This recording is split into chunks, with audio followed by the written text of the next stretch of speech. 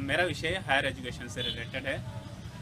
हम देखते हैं कि जैसे आप 12th कंप्लीट करते हैं और 12th कंप्लीट करने के बाद बायो साइंस में अगर आप एडमिशन लेना चाहते हैं, स्पेशली बायो साइंस की बहुत सारी ब्रांचें हैं जिसमें बायोटेक्नोलॉजी है, माइक्रोबायोलॉजी है, जेनेटिक इंजीनियरिंग है, बायोइन्फॉर्मेटिक्स है।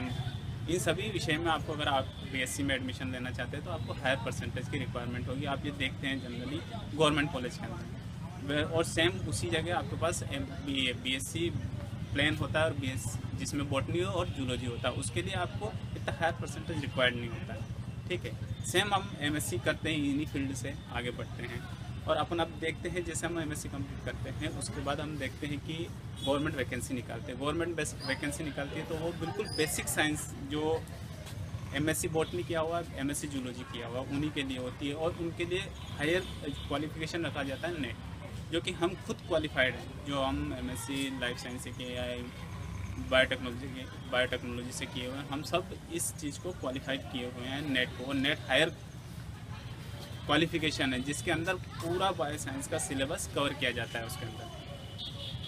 अभी हमने इसको लेकर एमपी हायर एजुकेशन में भी केस किया था, उसमें हमें ऐसा अपना कोई आउटपुट नहीं मिला जिससे कि हम आगे इसमें कुछ फॉर्म भर सकें या इसी वैकेंसी के लिए हम फॉर्म भर सकें। अब हम देखते हैं कि इसी वैकेंसी एमपी हायर एजुकेशन ने इसमें वैकेंसी निकाली, उसमें अराउंड 50+ वैकेंसी थी बायो साइंस में, स्पेशली जूलॉजी केस की बता रहा हूँ मैं, जिनमें उनका एलिजिबिलिटी क्राइटेरिया था एमएससी जूलॉजी देन नेट। ठीक, और वैकेंसी वो आने के बाद उसमें फॉर्म भरे गए करीब 100+, जो कि नंबर ऑफ वैकेंसी का डबल भी नहीं है।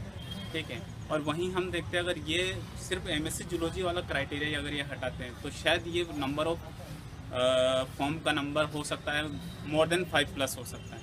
तो जो यहाँ पे ब्रेन ड्रेन हो रहा है हम जैसे लोगों का, जो कि एलिजिबल है पूरी तरीके से, पर हम उसमें कुछ कर नहीं पा रहे हैं। यहाँ पे याचिका लगाने के बाद भी हमारा कुछ नहीं हुआ। ओवरऑल ये है कि हम सब भी जितने हम करीब 15 लोगों ने हमने ये याचिका लगाई थी, हम सब अपनी तरफ शांत है, कुछ नहीं कर पा रहे हैं। हम फाइनली हम हमारा पीएचडी कंटिन्यू कर रहे हैं। मेरा सवाल ये है कि हम इतना हायर एजुकेशन क्यों करें? या तो आप ये यूजीसी से हमारा बोलना है कि आप ये जो दुकान शॉप खोल रखी है जिसमें बायोटेक्नोलॉजी, जूलॉजी है, बायोकेमिस्ट्री है, बायोटेक्नोलॉजी, माइक्रोलॉजी, ये सब बंद करें, तो हम भी बिल्कुल बेसिक करें फिर, और हम भी उसी तरह से हम इसके लिए एलिजिबल हों। तो मेरा यूजीसी से कहना है कि ये इस तरह की शॉप जितनी जल्दी हो सके उतनी बंद करें, या फिर हम लोगों के लिए भी कुछ वैकेंसी निकालें उसी सेम रेगुलेशन।